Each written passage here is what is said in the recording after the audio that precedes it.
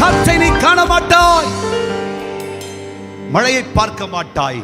நன்மைகளுக்கும் ஆசீர்வாதங்களுக்கும் என்ற ஒரு சிறு உள்ளம் கையளவு மேகம் கூட உனக்கு தென்படாமல் போகலாம்.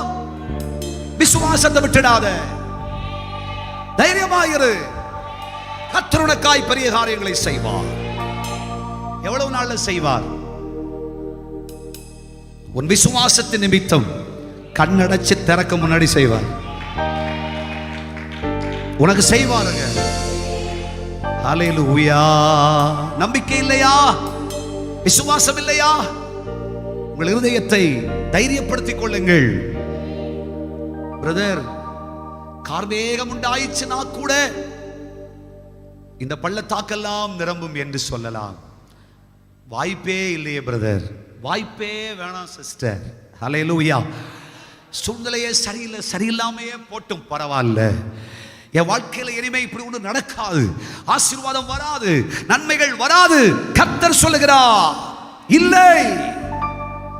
வறண்டு போன, நின்று போன, கெட்டு போன, நஷ்டமடைந்த வாழ்க்கையே முற்று பெற்றதென்று முடிவெழுதிய கர்த்தருடைய பிள்ளையே, பரிசுத்த ஆவியானவர் சொல்றார், பள்ளத்தாக்கெல்லாம் தண்ணீரினால் நிரம்பும், ஆசீர்வாதத்தால் நிரம்பும். நீ போதும் போதும் போதும் என்று சொல்லும் அளவிற்கு உன் பள்ளத்தாக்கை நிரப்பி தருவேன்.